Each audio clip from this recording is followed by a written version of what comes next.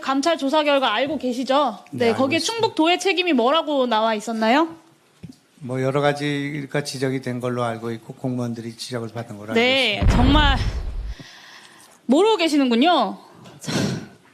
그래서 그 공평 일일이 여기다 이지하차도 관리 말씀드릴 주체이자 교통통제 권한을 가진 기관으로서 사고 발생 이전 교통통제 기준이 충족되었음에도 실시하지 않았다. 사고 당일 미호천 범람 신고, 위험 신고를 받았음에도 비상 상황에 대응하는 조치를 취하지 않았다. 모르세요? 다 그것이 검찰 수사의 과정이 있기 때문에 아니 국무조정실에서 발표한 거라고요. 근데 이거 모르시냐고요. 그 이게 무슨 검찰 수사와 무슨 상관이에요? 국무조정실의 그 조사가 다 완결된 것이 묻겠습니다. 아니고 궁평 또 이지하차도 우리 몇 번 지방도죠? 공무원들의 진술이 엇갈린 증인! 부분이 많이 있기 때문에 그렇게 묻는 말에 의원님- 대답하세요.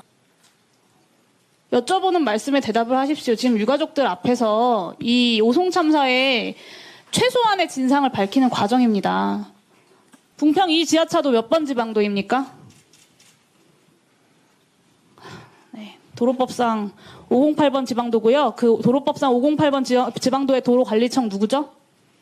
충청북도입니다. 네, 충청북도입니다. 도지사 본인이세요.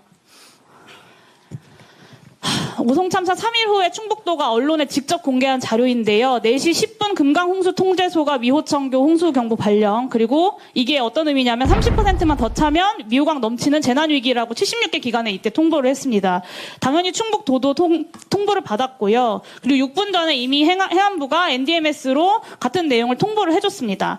6시 30분에 그 관할 소방서인 청주 서부소방서에서 부분적으로 그 부분 통제단까지 선제적으로 가동을 했어요. 도에서 배포한 자료니까 맞죠? 여기에도 오류가 있나요? 그 자료를 보지 않았으면 맞을 겁니다. 네네. 정말 네, 할 말이 없습니다. 도로법 76조에 따르면 도로관리청, 그러니까 도지사님 본인이세요. 증인 본인은 지진, 홍수, 폭설, 태풍 등 천재지변이나 이에 준하는 재해가 발생하였거나 발생할 우려가 있어 도로에서 통행이 위험하거나 교통이 장시간 마비될 우려가 있는 경우에 교통통행을 금지 또는 제한할 수 있게 되어 있습니다. 이게 현저한 우려가 아니고요. 재해가 발생할 우려가 들면 제한을 하라고, 금지하라고 한 겁니다. 왜냐? 선제적 대비. 이게 인명과 재산 피해를 막기 위한 재난 대응 시스템의 핵심 아닙니까? 맞죠? 네. 듣고 계세요? 네. 오송 참사 직전까지 충북도지사에게 미호청교 제방 범람과 궁평 이 지하차도 침수 위험을 알리는 수많은 상황 전파들이 있었는데 여기에 대해서 충북도가 그리고 증인이 아무 일도 하지 않으신 겁니다. 아무 조치도. 더군다나 네.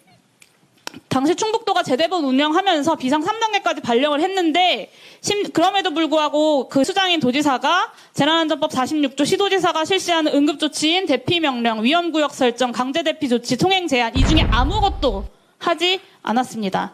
도민의 생명을 지켜야 할 도지사로서 재난 대비와 대응 책임을 방기한 재난안전법 위반 행위입니다. 동의하십니까? 제가 좀 말씀드릴 기회를 동의하십니까? 주시겠습니까? 동의하시냐고 물었습니다. 네. 지금 검찰이 조사를 받고 있기 때문에 네, 변명으로 일관하시기 때문에 그리고 회피로 일관하고 계시기 때문에 본인이 뭘 하셨는지 제가 다시 상기해 드릴게요. 네, 비상 3단계 중으로 관내에 사고가 빗발치는데도 전날 서울 출장 가시면서 근무지 이탈한 거 앞에서 많은 분들이 지적하셨으니까 제가 여기서 다시 짚진 않겠습니다. 증인이 6시 20분에 재난상황실에서 집중호우 재난상황 점검회의 그리고 6시 40분에도 장소를 옮겨서 또 회의를 하셨습니다. 그리고 앞서 말씀드렸던 것처럼 4시 10분에 미호천교 홍수경보가 발령이 됐었고 6시 40분에는 계획 홍수위 도달 그러니까 최고 수위에 이르러서 범람이 시작이 된 겁니다. 이때 회의에서 미호청교 위험하니까 모든 대응을 다 해라. 이 한마디라도 하셨나요? 범람이라고 하기 어렵고 제방이 붕괴됐습니다. 네. 7시 40분에 아예 기가를 하고 8시 59분에 SNS 올리고 9시 44분과 10시에는 오송 지하차도 침수했다는 연락까지 받았는데 수차례 경고된 미호강 제방 붕괴 때문인 것이 당연한데도 아무 조치도 안 하신 거 아닙니까? 더 경악스러운 건 희생자가 늘어나고 있다. 그리고 12시 48분에 비공식적 사망자가 7명으로 추정된다라고 수행비서한테 보고받으셨어요. 그런데 맛집 가서 1시 8분에 식사하고 1시 20분에 되어서야 현장에 도착하신 겁니다. 비공식적 사망자가 7명이라고 추정된다고 보고받으신 이후에도요. 그럴 리가 이미 있겠습니까? 한참 전에 언론에서 속보까지 나고 있던 상황이었습니다. 수많은 희생자들이 지하차도 한가운데에 있던 그때에 증인께서는 맛있는 음식을 드시고 계셨던 겁니다. 이게 대한민국의 정치 그리고 공직자의 현실이라고 저는 정말 믿고 싶지가 않아요. 유가족분들은 어떠시겠어요? 재난 대응의 경각심과 책임성이 얼마나 낮으면 도지사라는 분이 모든 권한과 책임을 쥐고 있으면서 어떻게 이렇게까지 아무것도 안 하셨을까? 저는 정말 믿기지가 않습니다. 본인의 책임 인정하시고 사과하시고 도민들에게 책임 있게 사퇴하시는 것이 맞다고 저는 생각하는데 어떻게 생각하십니까? 네, 전혀 사실에 근거하지 않고 있기 때문에 그리고 일방적으로 말씀하시잖아요. 그러니까 제가 묻는 것만 답변하세요. 저한테 답변할 기회를 주셔야죠. 묻지 않은 걸 자꾸 답변하시니까 그러는 것 아닙니까? 아니 제가 7명이 그리고요, 또 실종됐다는 얘기를 듣고 말씀드릴게요. 식사를 하러 갔다는 얘기가 어떻게 38만원 업투비 가능하겠습니까? 결제한 내역이 있지 않습니까? 짜그리집. 예? 지금이라도 기회를 드릴 테니까 오송 참사 관련돼서 언론에 고발한 것들 다 취하하시고 진심 어린 태도로 본인의 법적인 위반과 부족한 내용들 인정하고 유가족들 피해자들께 사과하시겠습니까? 저는 이제 유가족들과 도민들에게는 사과를 무수히 했고요. 저도 책임에 일단 막중한 책임을 느낀다는 말씀 드렸습니다만은 의원님이 그렇게 일방적으로 지금 주장하는 내용을 제가 용인하기가 어렵다 그런 말씀입니다. 저도 국회에 있어 봤지만 이렇게 무지막지하게 그 사실 자체를 왜곡시켜서 이 사태에 대한 본질을 왜곡할 수 있는 그런 내용들이 국회에서 논의되고 이게 속기록에 남게 되고 이게 검찰 수사에 영향을 주고 또 우리 도의 공무원들이 지금 많은 분들이 지금 수사를 받고 있습니다. 그렇기 때문에 이 문제는 객관적으로 다뤄야 될 문제 사안들이 굉장히 많이 있는 거 아니겠습니까? 그렇기 때문에 이렇게 일방적인 주장을 하고 이를테면 7명이 실종된 걸 알면서 식사를 버젓이 하고 현장에 가지 않는 도지사가 어디 있겠습니까? 7명이 실종됐는데도 불구하고 오송을 가지 않고 버젓이 식사를 했다. 이렇게 말씀하시는 거는 전혀 내용이 다른 것이다. 그런 말입니다. 제 그 현장에 가지 않은 것에 대해서 개탄하고 제가 일찍 갔어야 된다는 그런 뜻으로 한 말씀인데 그것이 무슨 제가 거기 가지 않았기 때문에 해결하지 못했다는 식으로 그걸 인용하고 하는 것은 부분을 가지고 하는 말씀이고요. 증인이 답변하는 과정에서는 모든 것이 다 명확하지가 않고 엉망진창입니다. 그래서 세 가지 경우 중에 하나일 것 같은데요. 하나는 수행비서가 허위로 이 문서를 작성했다.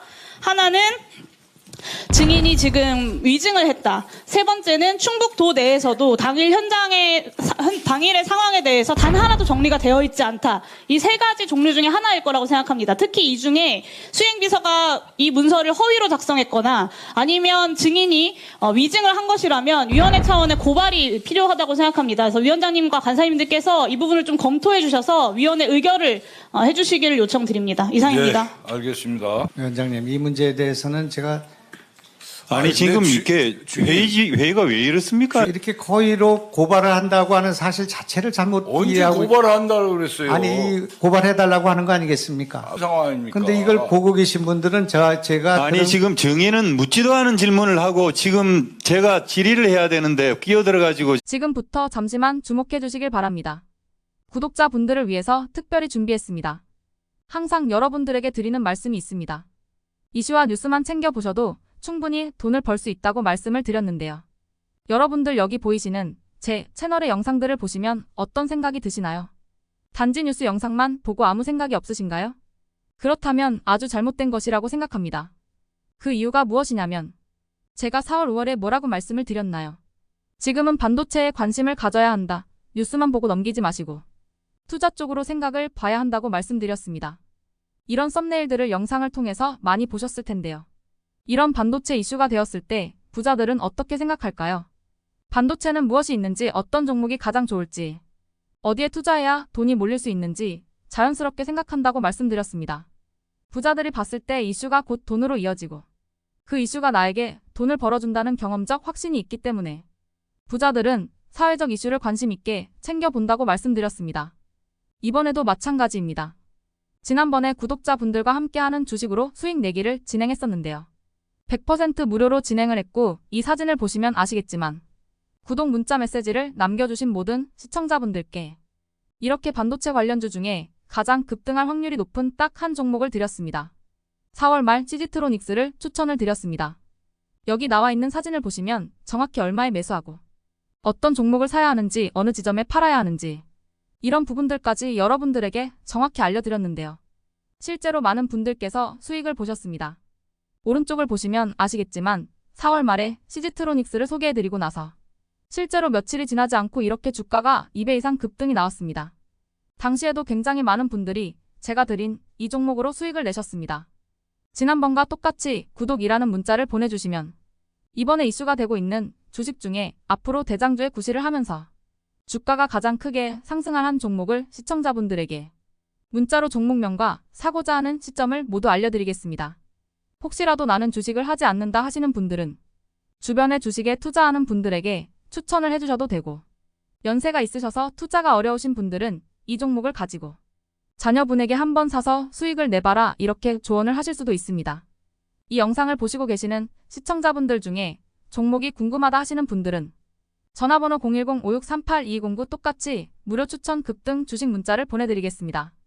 돈을 받는 것도 아니고 투자를 대신해 드리는 것도 아니고 부담 없이 구독 문자 보내주시면 되십니다. 다른 것을 바라는 것이 아닙니다. 수익이 나신다면 구독과 좋아요 한 번씩 부탁드립니다.